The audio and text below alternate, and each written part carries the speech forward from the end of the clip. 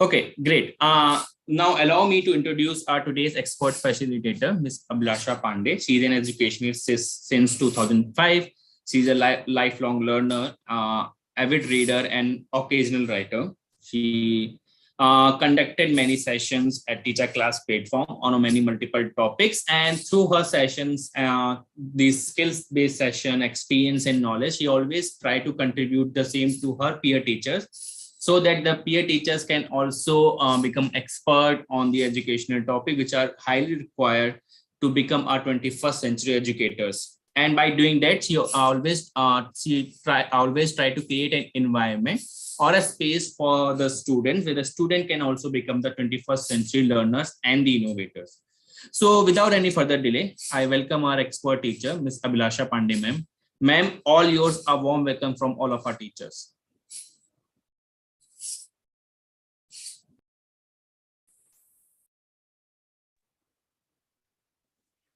Thank you so much, Anuj sir. A very good evening to all the participants today. I hope that whatever I'm sharing today is going to be of use to you all. So let me get to the point directly. Have you all heard of CLIL? Just type a yes or no in the chat box. Are you all aware or have any clue about what we are talking about today? CLIL, CLIL. So that would be our starting point.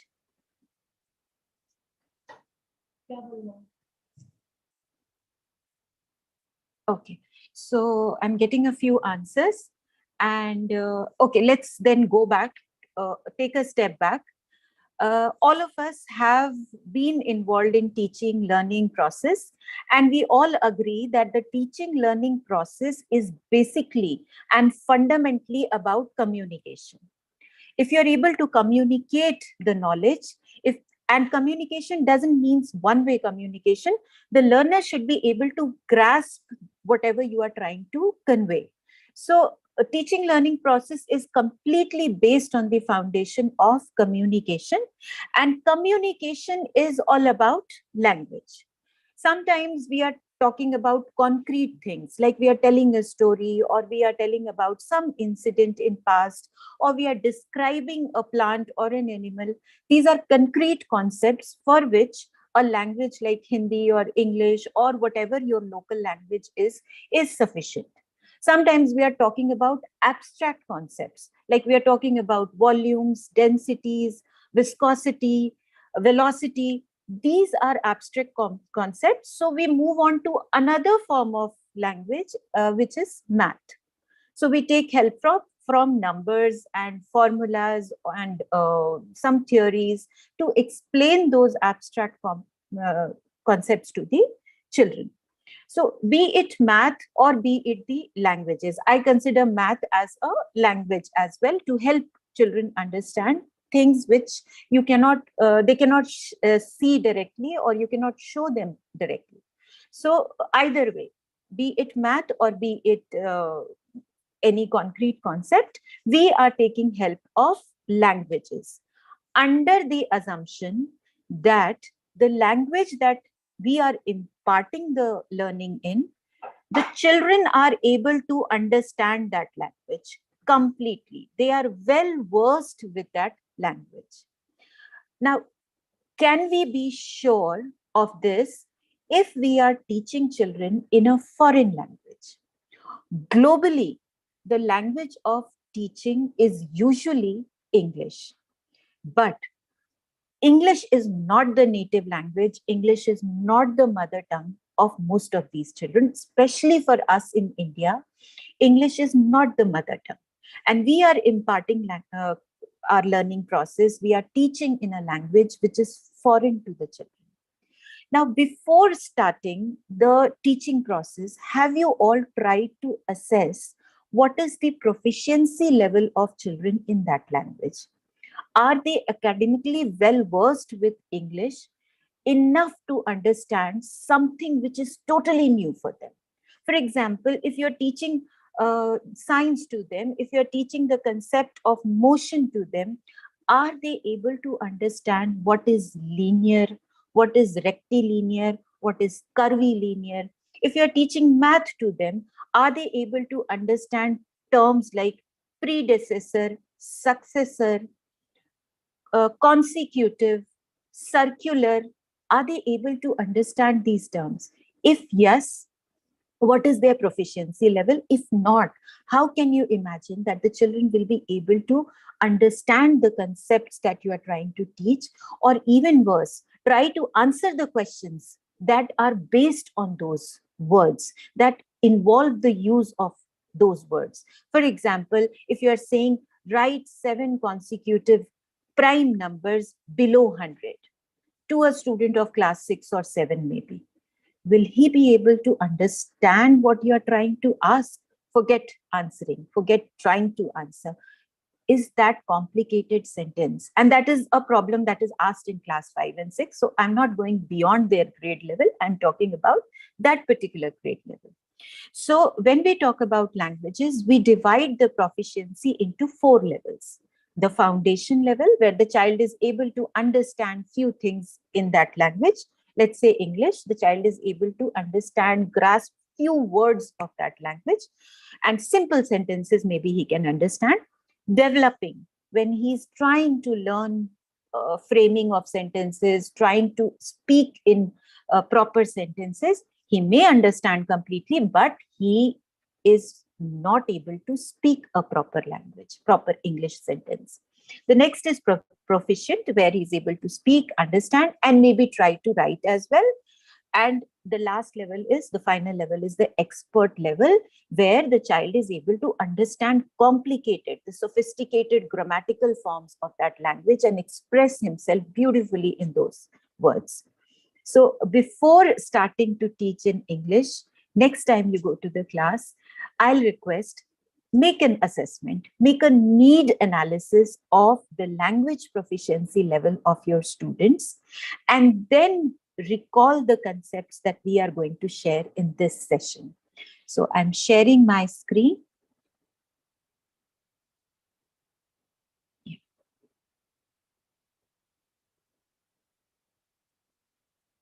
Right. So today we'll be talking about improving academic performance of multilingual learners who study in a language, whom you teach in a language which is not their mother tongue, which is not their native language. Now hereafter, I'll be referring to the mother tongue as L1 and the foreign language as the target language or the L2. So let's see. Most of us teach our children in English, maybe some help from the local language, but our teaching learning process is completely English, and that is where CLIL becomes highly significant. So what is CLIL?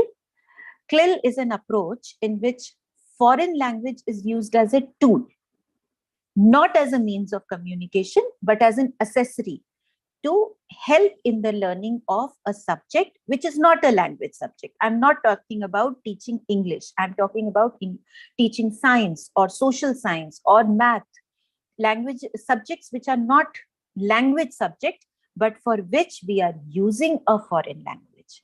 So CLIL helps us teach those subjects or learn those subjects in a manner that helps us understand the subject material, as well as improve the vocabulary or linguistic skills pertaining to that particular subject.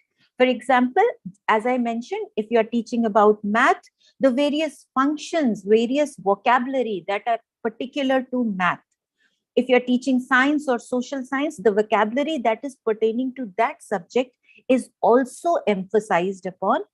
And besides that, we help children communicate the subject content in the language, in the target language. So it's not just about knowing what is photosynthesis, it is also about expressing or defining the understanding of the child about photosynthesis. It is about answering or analyzing problems related to photosynthesis in that foreign language. So you have a language of the subject, that is the academic vocabulary pertaining to that subject. Usually they are given as keywords or glossary in your lesson. Then there are words or language part which is for the subject, wherein the child is expressing those ideas, those information, those concepts that he has learned in a grammatically correct sentence. This is so because are not words which pertain to academic vocabulary, but they are words which are important for expressing the answer, for writing the answer, or for uh, telling the class whether this is important or how to express. So CLIL is when we integrate the subject content with the language as well. When we not only explain the content to the child, we also help him express what he has learned in a proper manner, in a presentable language. So I'm going to start now, share a story with you. This is an Akbar Birbal story wherein a Pandit comes to Akbar's darbar, and he tells him that he can speak in any language and no one can guess which language is his native language or his mother tongue. So people keep on asking questions to guess what is his mother tongue, and no matter what, nobody is able to guess. So at the end of the day, Birbal comes to rescue, and he tells the Pandit, "You stay over for night, and maybe tomorrow I'll give you an accurate answer of which is your mother tongue." While the Pandit is sleeping at night, Birbal throws a glass of water on the Pandit, and the Pandit shrieks out in Avadhi. And now, the moment he shrieks out in Avadhi, the Darbaris and the Birbal who are there, they immediately pinpoint that Avadhi is your native language.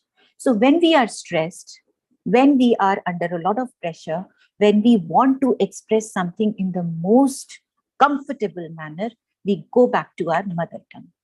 Now, the bottom line or the point that I'm trying to make here is we want children to be as comfortable in the target language when they are expressing their knowledge about the concept.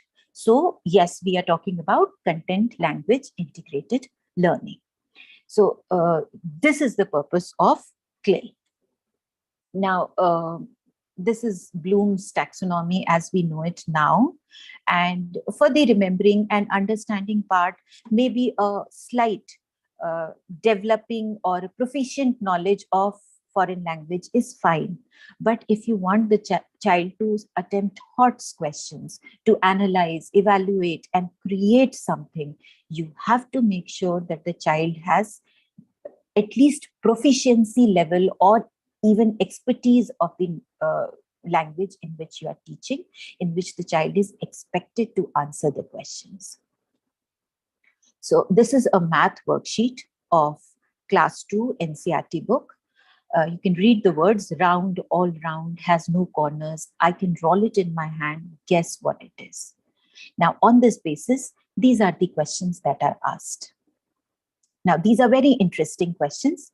But do you think a child of class 2 who is maybe a first generation learner or whose parents are not introduced to English yet, he has no knowledge or he has no conversation skills in English, will be able to understand all these words and attempt these answers? Personally, I don't think so, because the kind of children I teach, the people I interact with, the parents I interact with, they themselves will not be able to understand, forget answering, understand what is being said in this dialogue bubble at the top. So a class 2 child, I don't think will be able to understand or answer these questions unless the teacher has made an effort to introduce these words in a systematic manner and make sure that the child understands and comfortably recalls the meaning of each of these words. Now, these are two samples from class 8 textbook. One is from English book and one is from science book. Both of them are talking about tsunami and its impact. One in a linguistic context and one as a scientific phenomena. Now, here we are talking about two different subjects, mentioning the same topic. So this is an example of integrating language with the subject content, though in two different teachers are teaching at two different times. But when we are talking about CLIL, we are integrating these two. We are talking about English teacher helping out with the scientific understanding and the science teacher helping build the vocabulary for the same topic. So this is a collaborative exercise between two different subject teachers trying to make the child understand in the best possible manner and to progress the best. So what we are talking about is immersion.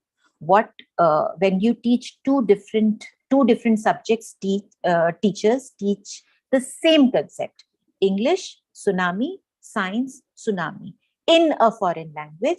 That is known as immersion. Immersion is when you are using at least 50 to 60% of foreign language for imparting knowledge of a concept, without stressing whether the vocabulary or the language is sufficiently developed to grasp that knowledge or not. So immersion is something that we practice on a daily basis. We start with the teaching of the concept in the foreign language without making sure first whether the child is aware of the vocabulary or the child is aware of the linguistic skills that are required to understand that concept. So immersion goes on to CLIL. So immersion I have referred to here as bilingual education. CLIL is a modified form of immersion wherein we are using language in a different way. In immersion, the language and the concept are integrated. We don't separately focus on both. We assume that the child knows the language. But in CLIL, we use language as an instrument of teaching. We first make sure that the instrument is something that children are ready to use. Besides, we do not focus on whether the language in which the child is expressing or the language in which you are teaching is grammatically correct. The point of science, social science, or math is that the concept should be clear. So the functional proficiency level should be there. The child should understand what you are saying, and the child should be able to communicate his understanding in some form, which may not be a complete grammatically correct sentence. He can make a flow chart, he can make a concept map, he can make a table, he can make a diagram or maybe a storyboard or something, and should be able to express that concept visually, if not in a written form. Then the student profile should be inclusive. All the students, equity based, should be taken into consideration when you are teaching the subject. So words from the native language should be included when you are imparting the concept knowledge for the first time. For example, if we are talking about cattle, we are talking about agriculture, local language should be included in the CLIL teaching process. The target language should not be the foreign language. The target language, in fact, the language should be as a tool for understanding the concept. The teaching of language per se should not be stressed upon. Your teaching should be content driven. The language should take a backseat. Now, instructional material cannot be taken from English. We have seen PISA question papers, we have seen the sample papers, we have so many times downloaded worksheets from Pinterest. Are you sure that the language or the method of expression there or the examples taken there are something that connect our children to their local circumstances? If you're talking about fruits, do you take strawberries or blueberries as example, or do you take banana and apples as example? So the instruction material or the worksheets that you are using should be modified or should be designed based on the local context, with the help of words or material that your children are more identify more with or connect more with. So even if you are not using say sickle, instead you are using kurpi or hasiya, that is fine. The point is that the child should be able to identify that tool as a tool of agriculture and should be able to know that this is a traditional method of agriculture rather than going for exotic names. And age, of course, bilingual education or immersion is supposed to begin the moment the child starts speaking. But CLIL depends on L1. It starts from the first language. So it has to make sure that before introducing the foreign language, the child is well versed in his or her native language. Because as we'll see later on, we are basing our, connecting the teaching of foreign language to a bottom line or to a groundwork that has already been done in the native language. So we are building a framework based on native language. So knowledge of native language has to be sound before you start CLIL. Now, why do we need CLIL? Why do we stress CLIL so much? First of all, NEP. Para 4.11 to 4.22 stresses on multilingualism. What is multilingualism? What does it say? It says that till class 5, there should be teaching in mother tongue, and should be means it should be allowed, but the process should start to take the child from L1 to L2. It's not that you completely immerse the child in L1, ignoring the L2. The goal is to build up content knowledge and gradually develop the language from L1 to L2. The second reason is, of course, the third reason is cultural diversity and 21st century skills. Why 21st century skills? Because as we saw, unless we are well versed with concept, we cannot go to the higher strata of Bloom's taxonomy, like evaluate or analyze or create. But to go to that level, you need a deep learning of the concept. And deep learning is not possible in a foreign language at the initial stage. So gradually the foreign language has to be developed. But while the foreign language proficiency is being developed, we cannot ignore the concept. We need to convey our information learning material in the child's native language. Now, UNESCO also stresses these core competencies: respect for diversity, which is possible only when you focus on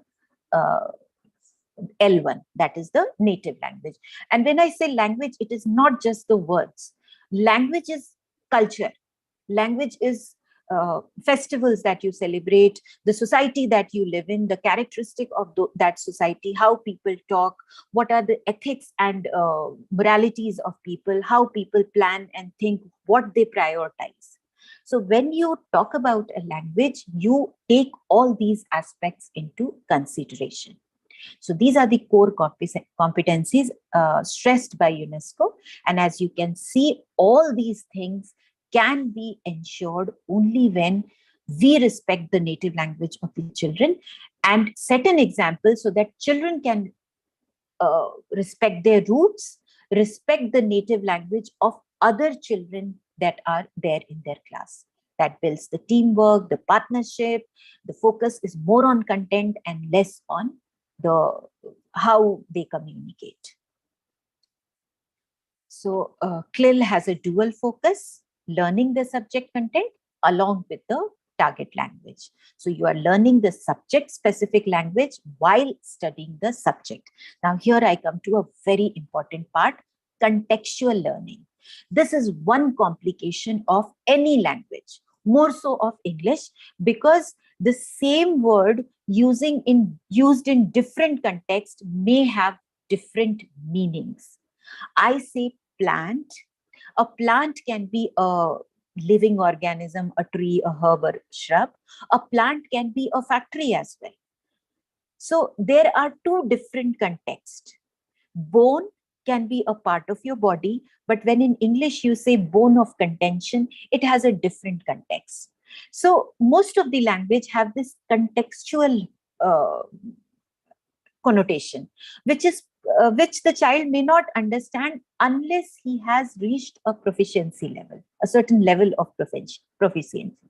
So every time we teach language to the children or we teach subject knowledge to the children, the language cannot be ignored. It is very important to help build the real life connection. So we talk about a term that is cognitive load. Cognitive load is how much effort our brain is making to understand something. When we focus on concept only, the language becomes a burden, because the language is not something that the child is comfortable with. He is always making connections, trying to understand language, and therein the concept takes a backseat. So a cognitive overload slows down the child's understanding. But when you make sure that the language is something that you are already telling the child, making him practice in different manners through visual means or through opportunities for communication, the focus on language is slightly backseat, and instead the concept knowledge takes the front seat. So contextual learning is possible only when we shift the focus from language to the concept, make sure that the language has been taken care of beforehand. So we do not stress on the structure of language. We make sure that language is just a tool for expression, for understanding. What we focus on is real life problem solving on the basis of the concept that you have helped the child understand, and create solutions for those problems, create something, infrastructure or some hypothesis for those problems that you have given the child. So CLIL becomes a facilitator for HOTS, because once the concept and the communication is taken care of, once you have ensured that deep learning has been imparted to the child, the grasp is complete and 100%, the child can focus on the HOTS problems. And now this is something I need to talk about: hard CLIL and soft CLIL. Hard CLIL is when more than half of the curriculum or concept is being taught in foreign language. Soft CLIL is when the English language teacher or the foreign language teacher is trying to impart knowledge of vocabulary related to your subject before you approach that subject. So hard CLIL is where you directly start with the concept knowledge using 50 to 60% of foreign language, and maybe take help of 10 to 20 or 30% from the native language wherever you feel the child is not able to understand the foreign language. But soft CLIL, we start with the language part and then we proceed to the content part. Now, both these are suitable, but which one to choose will depend on your need analysis. What is the need of the children that you are teaching? If your children are already okay with English, they have a proficiency level knowledge of English, maybe you can directly go to hard CLIL. But if your children are in foundation or developing stage, it has to start from vocabulary building first. So your exercise, no matter which lesson you start, should be first a need analysis, and second, if it is that the children have foundational or developing level of proficiency, level of knowledge, then you must start with a vocabulary building exercise to assess, to help the children move further and go deeper into the concept knowledge. Now, towards the end, I'll quickly give a CLIL lesson plan design. Now, CLIL lesson plan design should have these 4 components: content, which is basic, communication, cognitive, and cultural. Cultural because language, as I said, cannot be dissociated from culture. So content, you have to make sure it's not about what content, it's about how you present the content. So content should always be presented in a multimodal manner: articles, images, videos. Children can generate some content, teacher can generate content, games should be given, case studies in their native language, which they can make interpretation and make deductions. For example, if you're teaching habitats, instead of just saying terrestrial, aquatic, desert, ocean, mountain, grassland, give them pictures to associate, because not all children have seen an ocean, not all children have been to a desert area. So you have to give them something to build a concept, something concrete which they can watch and which is there in their mind. So you can give them field trips, or you can give them imagery. Sample content, this is something. Animal habitats, match the animals with their habitat. So here you can assess. Then again, from habitats, I'm going to adaptations. So give the image of bird, help the children identify what makes it stay in the air, what makes it take its food. So something which they can see, and then you can build up from there. You can go to hollow bones or lung capacity or eyesight. You can build up from there. But wings, beak, these are something that the children can see. The stripes, the hump of the camel, all these things they can see. So they can correlate adaptations with the habitat.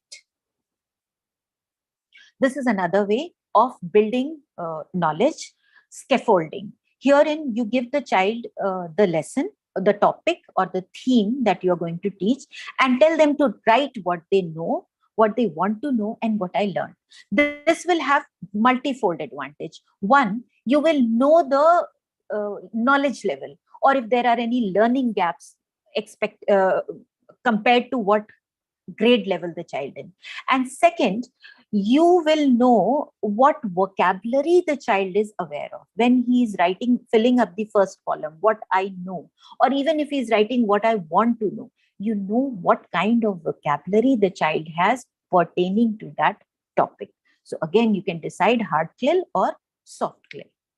Then SQ3R method, where you give the lesson to the child, he goes through his lesson in the book, surveys, prepares a few questions. Surveys means just goes through the topic, or the words that are keywords or written in bold within the lesson. It just surveys the topic, writes the questions. Yes. So writes the questions that come to his mind while he's going through the topic. Then you go for the reading of lesson. Then you recite or review the lesson, and then you build up the concepts from that. So that was the content part. The communication part, 4 ways the child should be able to speak about that topic, listen and understand, write about that topic, and there are non-verbal communication that should be accounted for. Sometimes the child may express as gestures or may express in form of images. That should be taken into account, because the purpose is to impart the content knowledge, not the language. Language, remember, is a tool. So 3 ways of expressing the language: language of the content, language for working with the content, and language through or across the curriculum. No matter which subject you are teaching, that language will be used there. This, that, the sight words, they will be used there. So content knowledge, content language the child should be well versed with. That should be your target. He should be able to work with the content. For example, he should be able to communicate what he knows about the topic when he's expressing, using the correct word in the correct sentence. So gradually you have to move from visual representation to written communication. Now, language of content is also known as CALP, cognitive, academic, language, proficiency. So language in which the child is ultimately expected to write his answer, to express himself. This is not the starting point. This is the target point. The second one is BICS, that is language for working with the content. Basic interpersonal communication skills. For example, the way you greet each other or say, how are you? Or when you describe something, the tree is like this. So you don't need to go into academic vocabulary, but you can use day-to-day language. So basic interpersonal communication skills, the child, that is again one of your targets, because for a child, whose English, your target language is a foreign language, for him expressing basic communication in that language might be a difficult task. So in language development, we always take help from L1. How? This is very interesting. Cognates. There are certain words in Hindi which sound the same as English. So this I'm taking example of Hindi because Hindi is my mother tongue. You can do that for your native language or the native language of children you are dealing with. So cognates are similar sounding words having the same meaning in two different languages, L1 and L2. The second one is circumlocution. Instead of saying grandmother, say mother of my mother. So that way the child will gradually get the concept in far simpler words. One who repairs taps. Instead of saying plumber, one who repairs taps. Instead of saying scissors, tools to cut things. So this is at the very basic level, and we can go to advanced level in a similar manner. Then you can give them prompts. If they are not able to express themselves in proper sentences, what are scissors? It is used for this. So these are interesting things in which you can help develop communication skills, especially when you have taught the concept and you are practicing retrieving. You've already taught the concept. Instead of giving them a question, what is photosynthesis? Write a paragraph on photosynthesis and erase out a few words. Let them fill it. So that will give them, that will help you know whether they have understood the subject, and that will help them develop confidence in your subject. So maybe later when you give them the definition of photosynthesis, they have a framework. This is how I'm supposed to write. So they can go back to that, fill in the blanks. Now, these are the advantages. This we've already discussed. Now, cooperative learning, instead of going for written communication, there are these visual representations that we can use. So mnemonic visuals, flowcharts or organizational visuals, relational visuals. Instead of giving them this many percentage, give them a pie chart or a 3D graph to show them this percentage means this. So much of air is nitrogen. Transformational visuals, seed, seedling, germination, foliage, leaves, or cotyledons, all these terms can be easily explained, and how the process occurs, which is more important, the sequence of the process. Interpretive visuals. So instead of giving them just the shape, give them day-to-day objects which have the same shape, and let them correlate with that. Now, the last part of your lesson, the third part of your lesson plan should be cognitive, where the focus should be on memory, attention, perception, logical reasoning, and thinking speed. Now, all of these are possible only when we have taken care of the linguistic part, the calc and the BICS first. Now, what are the cognitive challenges that we face? Divergent. Not all students have the same language proficiency level. Not all students have the same knowledge content level. So diverging means you have to use different tools for different children, individualized instructions. The problem solving part has to be there instead of just asking them to recall or tabulate or fill in the blanks. Children should know their learning gaps. Children should know where they need to work. So learning to learn is very important. And instead of imparting the entire concept knowledge yourself, let them discover through their books, through the images that you have given, through the videos that you are showing, through the field trips. And when I say field trip, it need not be taking outside. It can be a virtual field trip as well. And then opportunities for critical thinking. So again, cognitive thinking skills, HOTS and LOTS, both should be focused on. LOTS is where we start with, but the target is to reach the HOTS. Now, how do we go to HOTS? Zone of proximal development. You give a problem to the child which is slightly above his knowledge level. A bit of a challenge, but that which he can solve or struggle with based on what he already knows.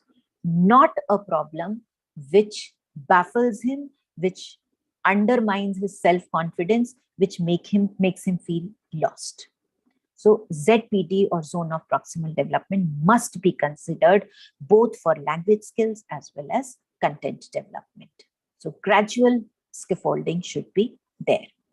Now, culture, the last part of our lesson plan design, this we have already stressed a lot. Language is about religion, the kind of art, stories, festivals, the society that we live in. So all these get connected when you take help of the native language in imparting the knowledge that you are teaching. So when you are giving a math problem or when you are talking about history, take references from the native culture, from the native society, and use words which children are able to identify with. So that will help them build connection.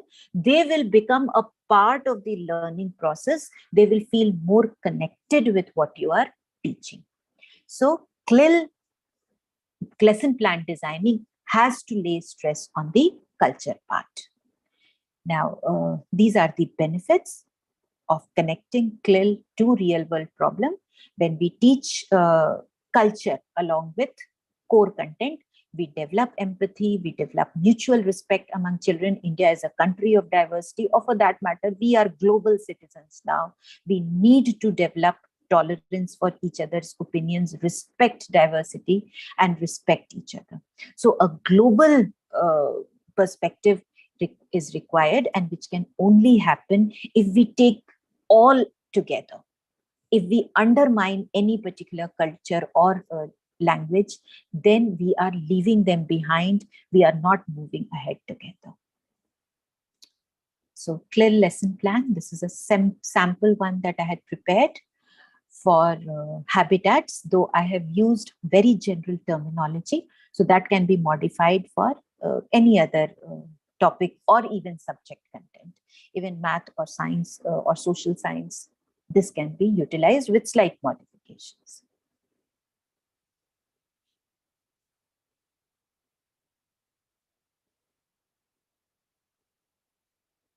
Okay, so I think that is all from my side. If any of you would like to ask something, I'm open to questions now. So thank you so much for conducting such a great session. As you can see the comments, teacher, I really find this session useful and informative.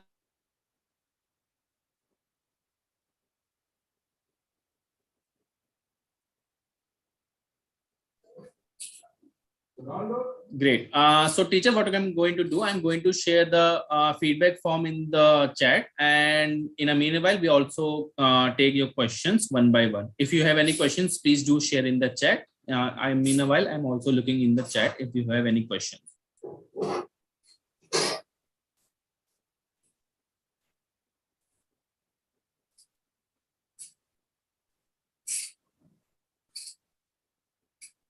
Okay.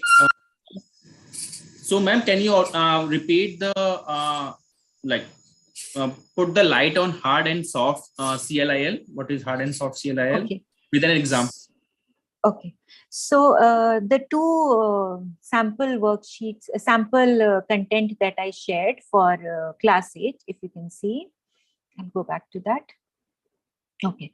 So hard CLIL is when I am teaching, supposing natural phenomena, as in this topic, and I directly start with teaching the concept of natural phenomena, teach about earthquakes or volcanoes, lightning, and tsunami, without first making sure that the children are aware of the concept. There can be children who may not know what is tsunami.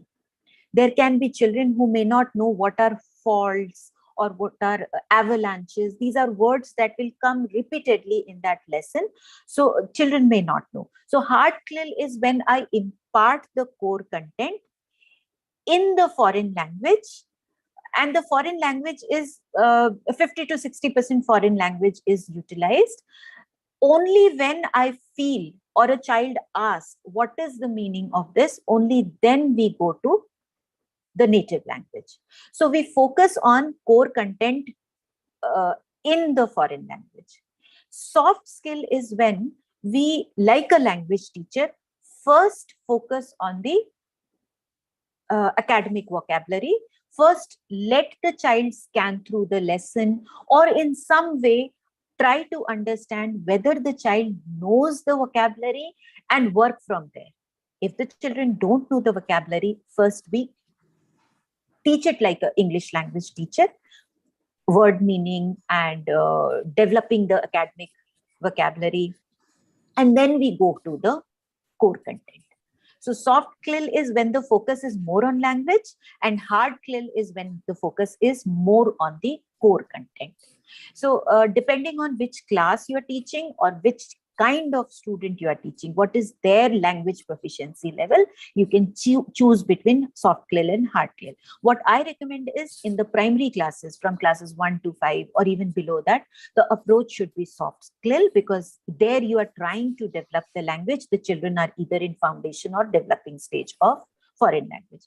But when you go to secondary, if you feel that the language skills are in the proficiency level or maybe at the expert level, you can go for hard CLIL, directly the core concept without focusing on the language. Language you can, meanwhile, during the process of teaching, you can keep on assessing the knowledge of language or build up on it. Right? Yeah, ma'am. Can you quickly share the sample for social studies you have shown in the screen? Just quickly show it.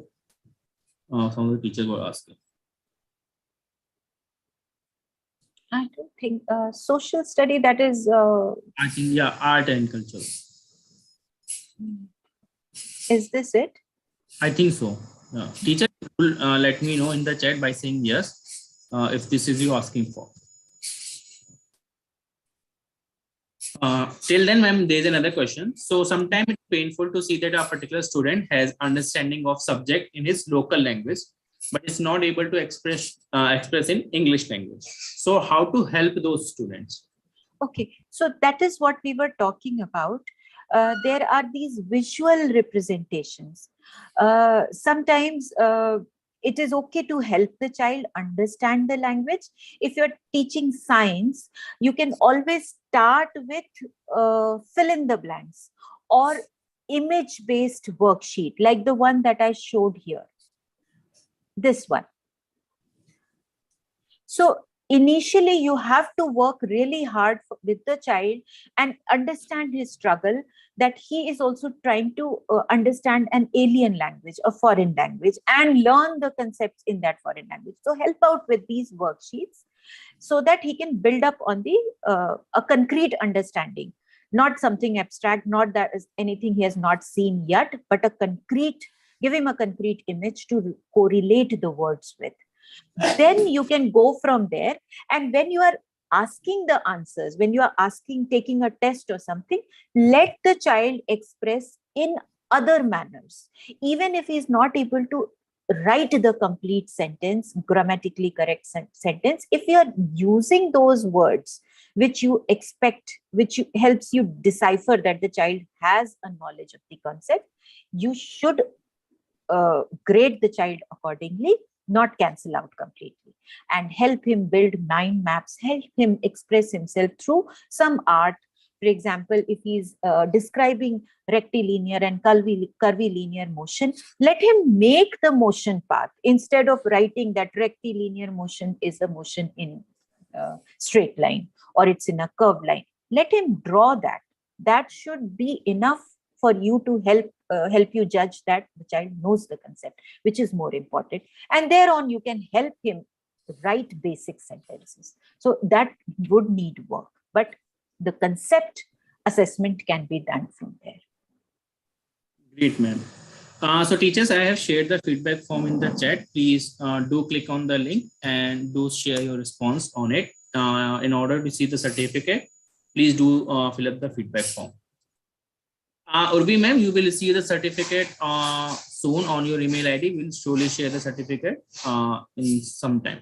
or you also receive on our WhatsApp group. And ma'am, there is another question. I think this is the last question. So one of the teacher has asked how we can use the cognitive key practices with while teaching the math equations. Can we use these techniques to teach or share math equations and for higher math basically? We for higher math, if you're teaching the higher levels, certain understanding of functional words in mathematics is expected out of children. So basic functions, basic methodology is expected. But if the child is not aware of those terms that you are teaching, they have to be explained figuratively or through three-dimensional imagery. Only then the child will be able to understand. If you go directly to the equation or to the formula, the child will not be able to grasp the concept. It has to be, and we have beautiful tools, ICT tools, which help us visualize, which will help the children visualize mathematical concept. So there is a brilliant app. The name of the app is Brilliant. That helps you visualize, that helps the child visualize core mathematical concepts of higher levels. So if you go from there, because math, of course, is an abstract concept, you cannot give them images or just a vocabulary build up to understand that. Equations have a derivation. They are based on certain abstract principles. Those abstract principles can be explained with the help of maybe GeoGebra or Brilliant or certain other apps. From there, you can take it ahead. Great, ma'am. So thank you so much for conducting such a great session. I can see teachers have really enjoyed the session and they really find it useful. They are saying that we are from the field to unknown, we are able to know the practices. So thank you so much for taking out a time from busy schedule and sharing such a great concept for our teachers. So thank you so much, ma'am. Thank you. Thank you so much. Thank you, everybody.